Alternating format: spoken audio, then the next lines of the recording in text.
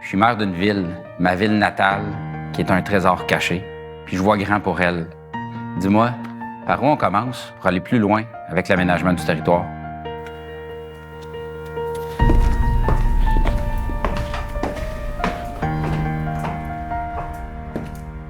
Les directions générales des municipalités ont une responsabilité énorme en matière d'aménagement du territoire, celle de réussir l'adéquation entre les impératifs politiques et administratifs qui guident notre quotidien. C'est en quelque sorte un rôle d'équilibriste entre la volonté de nos élus et les impératifs de l'administration municipale. Quand la symbiose existe, notre seule limite est notre imagination, et j'ajouterais aussi la force de notre administration. Comme directeur général, l'aménagement du territoire est la résultante de nos actions. Mais que devons-nous faire pour mener nos administrations à leur plein potentiel et que cela rayonne sur nos territoires, de telle sorte que la collectivité ait une appréciation positive de leur ville, inspirée par l'audace et l'innovation dans l'aménagement du territoire et par des services municipaux en phase avec un modèle de développement ancré dans les défis contemporains. Au quotidien, ce ne sont pas toutes les directions générales des villes qui ressentent ce sentiment de parfaite symbiose entre leur administration et leur environnement politique, entre leurs employés et leurs citoyens. À travers mes expériences, je considère qu'il n'en tenait qu'à moi de changer la donne de ma ville et d'inspirer un nouveau paradigme.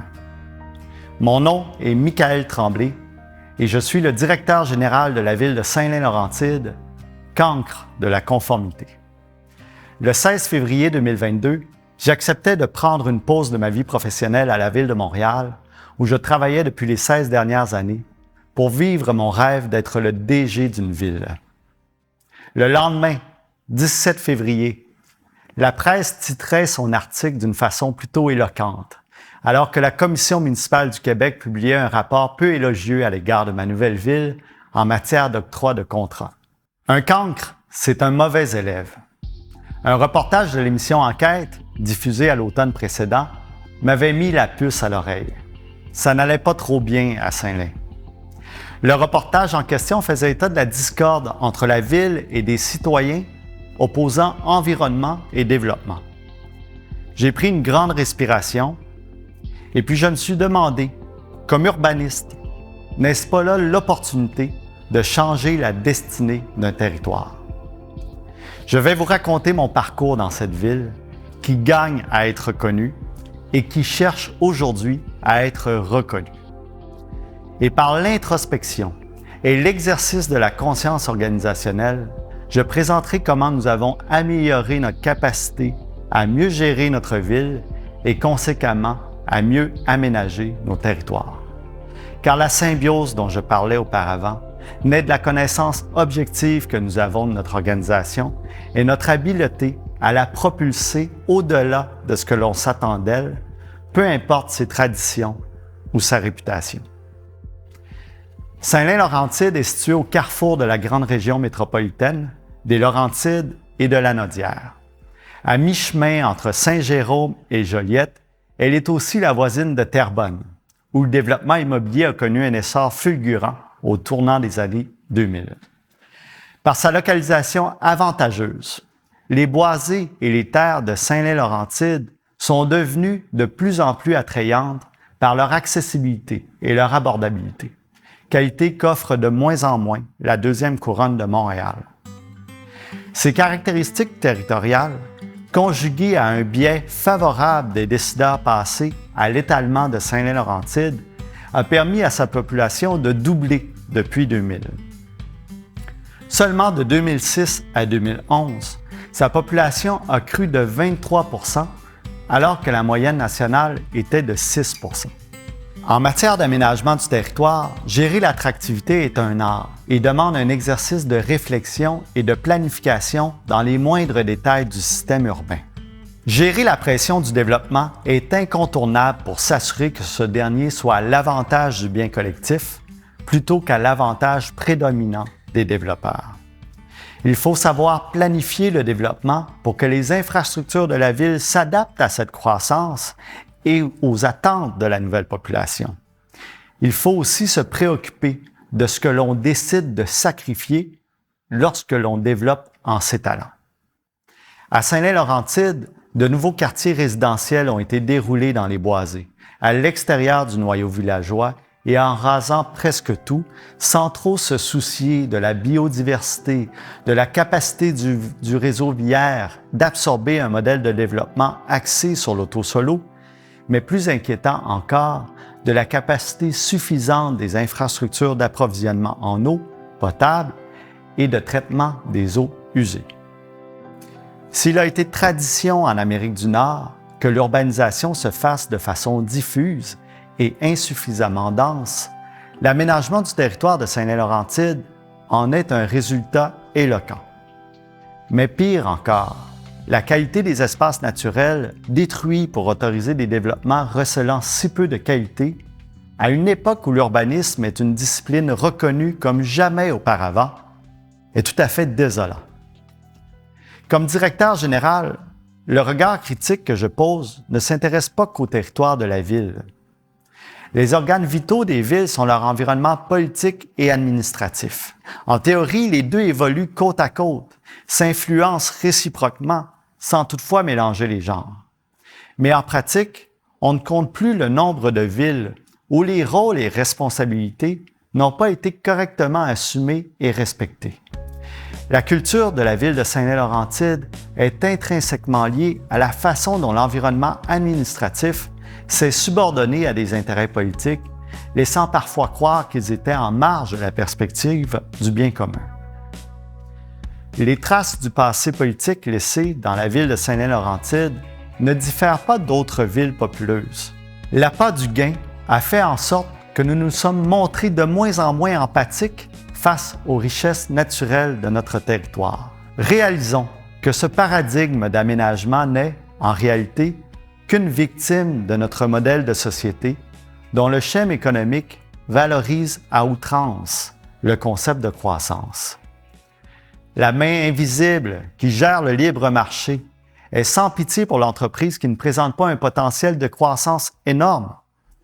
D'aussi loin que l'on puisse le recenser, les acteurs économiques s'affairent à une course qui a pour conséquence de nous éloigner sans cesse de notre harmonie avec la Terre, comme si ces ressources sont infinies.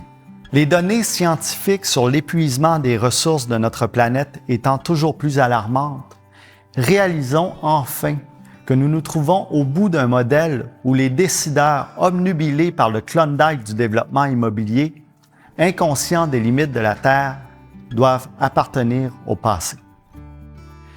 Dans un tel contexte, un directeur général a deux choix: s'inscrire dans le mouvement et pratiquer quelques gestes d'acupuncture en espérant que la ville fonctionne, ou mieux, s'intéresser à l'état de santé de son organisation et s'investir pour la soigner.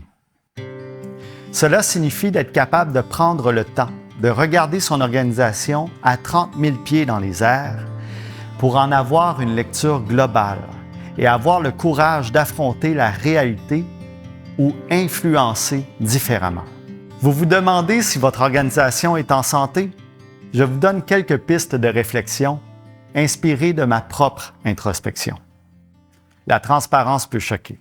Si les directions régionales des ministères sont terrorisées à transiger avec votre ville parce que sa posture n'est pas celle de l'écoute et de la collaboration, votre organisation est malade. Si on pense que ça va bien faire paraître la ville, l'organisation est malade. Si les seuls étangs aérés de la ville, adossés au tissu résidentiel et en fin de vie utile, et à la limite de leur capacité, ne constituent pas une priorité prioritaire, votre organisation est malade. Et si vous vous dites que d'accélérer le développement permettra de résoudre la situation où les citoyens manquent d'eau dans le contexte des changements climatiques, ça ne va pas. Instinctivement, nous pouvons croire que ces situations sont les causes de la mauvaise performance de notre organisation. Dans notre cas, ce n'étaient que des symptômes de sa véritable maladie.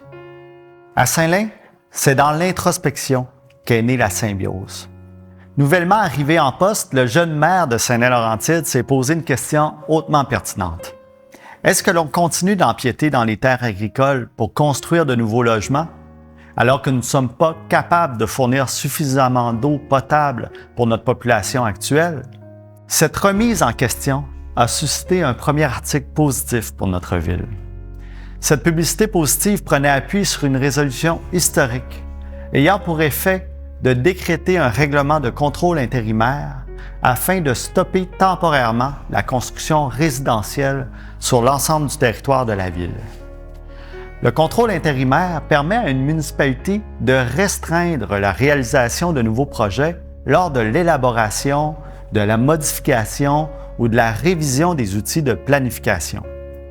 Comme effet collatéral, le RCI agit pour nous comme une pause dans le développement de la ville, le temps d'adapter notre stratégie d'approvisionnement en eau potable. Cette décision, issue d'une prise de conscience, était l'amorce d'un vent nouveau.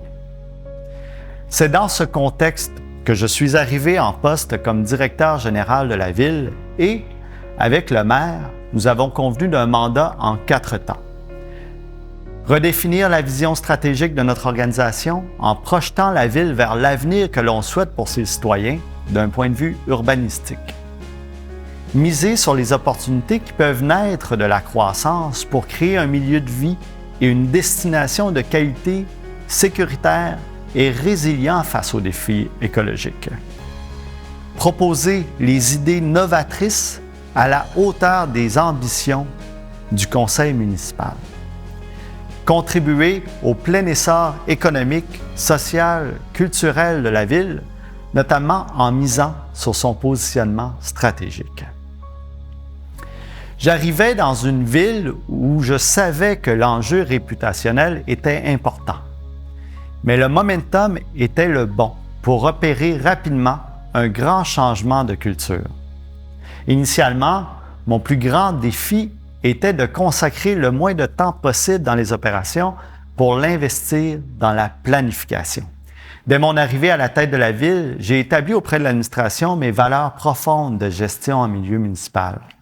Assurer une expérience citoyenne de qualité, continuellement actualiser nos pratiques, agir avec bienveillance et solutionner les défis écologiques. J'ai suscité l'introspection chez les employés pour savoir ce qui les rendait fiers de leur ville, quelles devraient être les priorités de la direction générale et enfin, qu'est-ce que je devais absolument voir lors de mes visites des installations municipales. Cela m'a permis de découvrir des employés attachés à leur ville, remplis de bonne volonté et souhaitant s'affranchir de ce qu'ils avaient vécu dans le passé. Mon diagnostic m'est apparu très clair. Mon organisation était malade, c'est vrai, mais en pleine conscience qu'une nouvelle impulsion servirait la ville et ses citoyens. Une nouvelle impulsion sous le thème de la gouvernance. Saint-Laurentide devait se doter rapidement d'une culture administrative en adéquation avec les meilleures pratiques municipales. La bonne posture d'une administration publique est de formuler les recommandations les plus appropriées auprès du conseil municipal dans la perspective du bien collectif et en fonction des lois et règlements.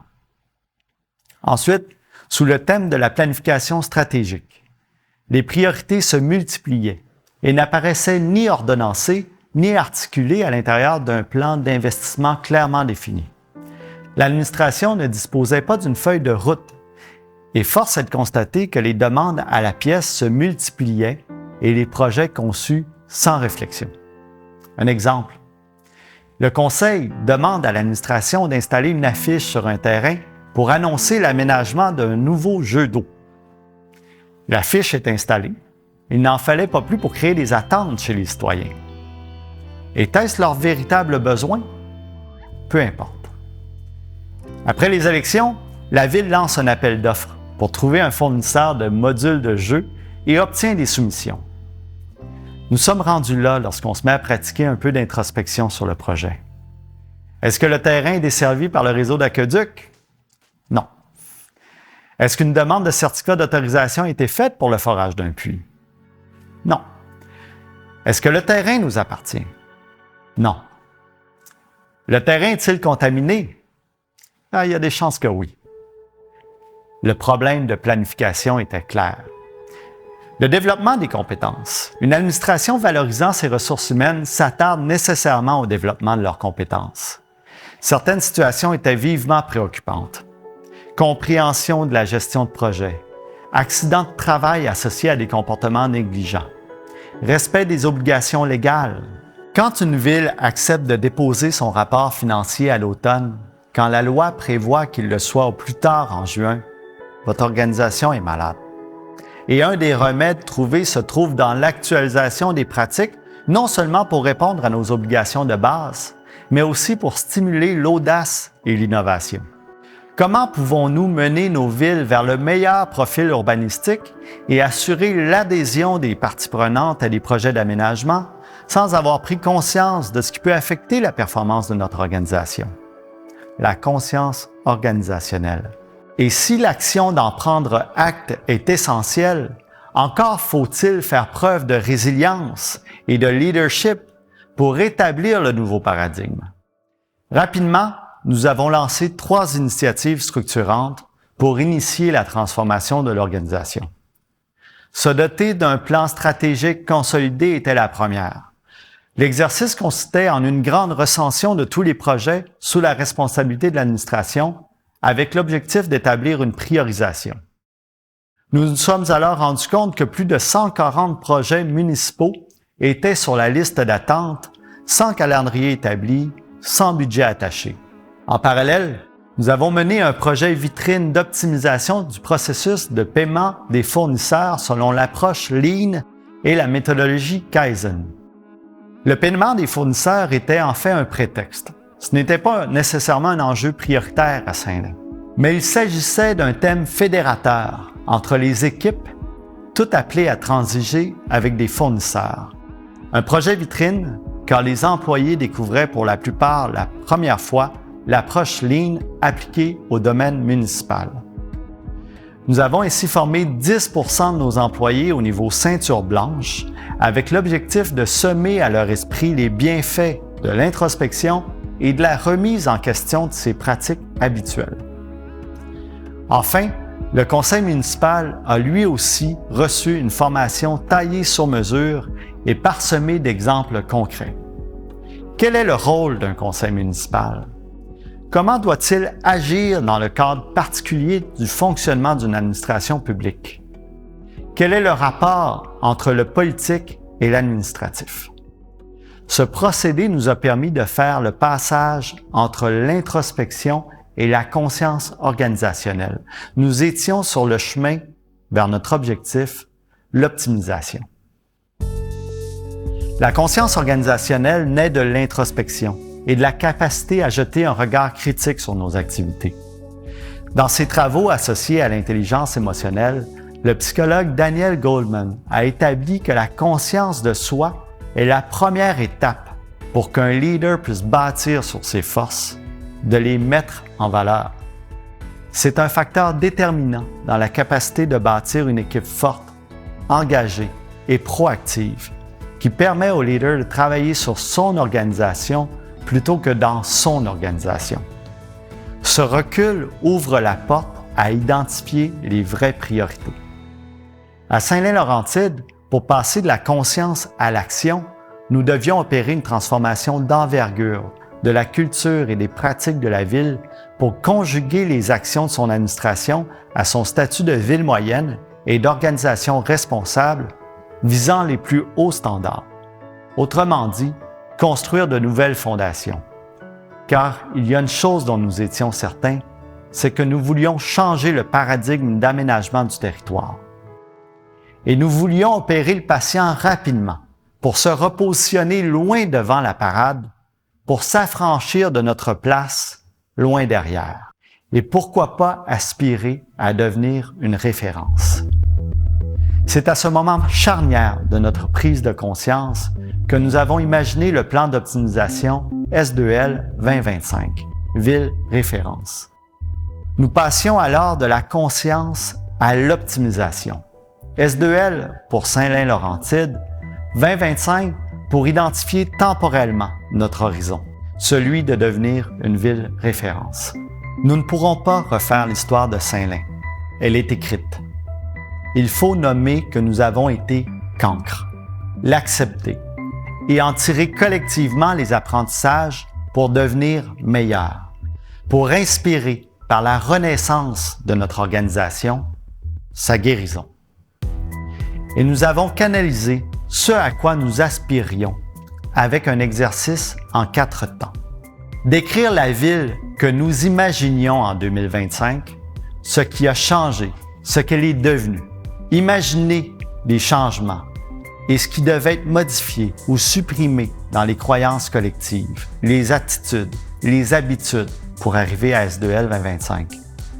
Identifier par quels moyens les changements s'opérationnaliseraient-ils et assembler les premiers éléments de vision qui émergeaient de cette réflexion en prenant soin d'insister sur les mots les plus significatifs pour concrétiser notre plan. Une vision unanime est apparue. Fière, attrayante, inspirante, notre ville vibre au rythme de sa résilience et de ses ambitions avec courage, persévérance et ardeur. Notre vision met en évidence nos valeurs qui, complètement par hasard, sont les mêmes que celles qui apparaissent sur les armoiries de la ville. C'est probablement l'œuvre de notre subconscient, mais ce hasard a contribué à nous reconnecter aux racines de la ville. Car oui, à une lointaine époque, Saint-Lin a été une municipalité plutôt prospère. Elle a vu naître Sir Wilfrid Laurier. Elle a même été le terminal d'une liaison ferroviaire au départ du Myland. Le courage, une administration publique courageuse est formée d'équipes tournées vers l'action, d'employés qui agissent en toute transparence et imputabilité, qui assument ses gestes tout en étant capables d'introspection et d'évaluation. La persévérance de notre organisation municipale passe d'abord par sa résilience. Cela implique une transition où les équipes devront foncer dans l'adversité, sans jamais abandonner, en agissant avec sagacité. C'est la qualité d'être perspicace. Toujours focus sur l'objectif de devenir la référence. L'ardeur s'impose par le comportement combatif et créatif de tous les membres de l'organisation, par le leadership de ses gestionnaires et par la performance de tous et chacun dans la réalisation des tâches qui nous sont confiées. La suite de notre démarche visait à faire atterrir cette vision à l'intérieur de chantiers organisationnels. Pour y arriver, nous devions laver notre linge sale en famille, en nommant sans filtre les grands enjeux de notre organisation, ce qui affectait notre performance et notre image. Seconde étape, mettre les projecteurs sur les enjeux prioritaires à régler pour concrétiser la vision. Enfin, nous devions classer nos priorités à l'intérieur d'un certain nombre de chantiers. Le résultat est aujourd'hui au nombre de 4. S'appuyer sur une culture d'excellence. Basculer d'un mode réactif à un mode proactif. Prioriser le développement de nos talents. Vibrer par l'innovation. Et nous avons franchi la dernière étape de la conception du plan S2L 2025 où les directeurs ont joué un rôle déterminant en identifiant les actions concrètes et mesurables pour concrétiser ces 4 chantiers. Et ils l'ont fait en s'imprégnant des préoccupations des conseillers municipaux et des citoyens. Pour y arriver, nous avons réuni nos directeurs, le conseil municipal et des citoyens de Saint-Lin pour un atelier de co-création sur le thème des actions. Il s'agissait d'une initiative importante pour rappeler qu'au centre du livrable, il y a notre citoyen, notre client, dont les conseillers municipaux sont les représentants. Et à la fin de la soirée, une des citoyennes présentes nous a fait le plus beau cadeau en disant ceci. Elle ressortait de cette rencontre avec le sentiment qu'il se passait quelque chose de sincère à Saint-Lin. Nous dévoilons le plan publiquement et nous avons arrimé le budget 2023 à ce plan pour mettre le pied sur l'accélérateur. Le pied sur l'accélérateur pour transformer l'aménagement de notre territoire. La Ville procédera à des actions importantes pour protéger les milieux naturels restants et concentrer le développement à l'intérieur du périmètre urbain. Des gestes seront posés pour rehausser substantiellement les exigences écologiques pour les nouveaux développements, notamment dans le domaine des eaux grises. Nous forcerons une réduction de la pression sur la nappe phréatique via une multitude d'initiatives, tout en supportant le changement de comportement de nos citoyens.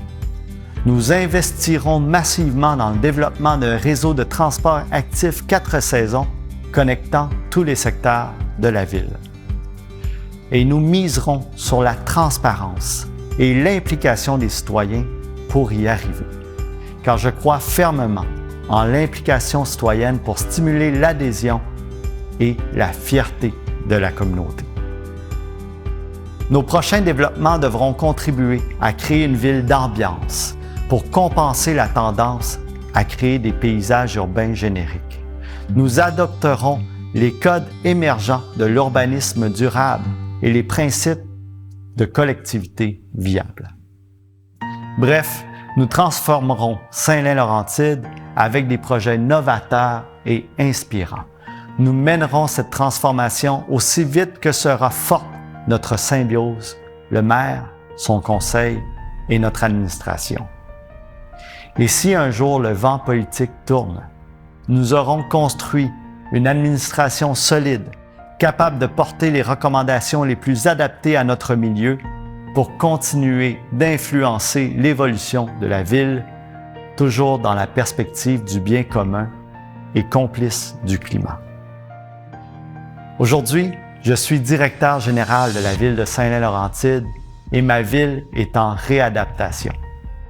Mon sentiment d'appartenance à cette ville est tellement fort que j'ai l'impression d'y avoir passé toute ma carrière. Probablement parce que j'ai choisi le bon chemin comme dirigeant, celui d'adresser les enjeux et de tracer la voie pour les régler en profondeur et en priorité.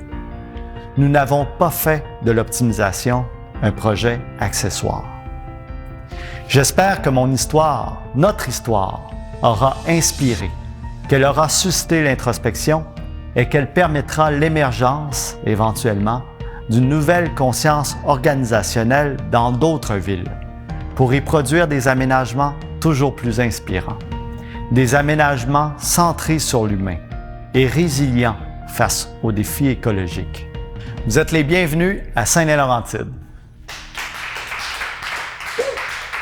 Bravo, mon gars. Excellent travail, Michael. Merci. Merci. Au travail. Yes.